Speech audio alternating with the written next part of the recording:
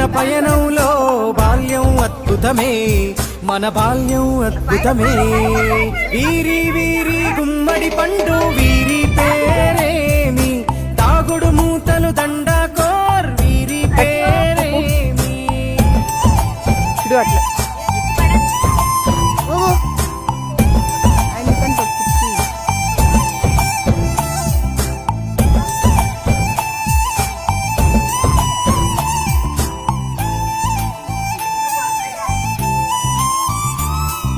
పంటలు పంచి దొంగను ఎంచి రేసాడాడితి మందరమే, రేగడి మట్టిని ముద్దగా చేసి బొమ్మరిల్లే కట్టితిమే.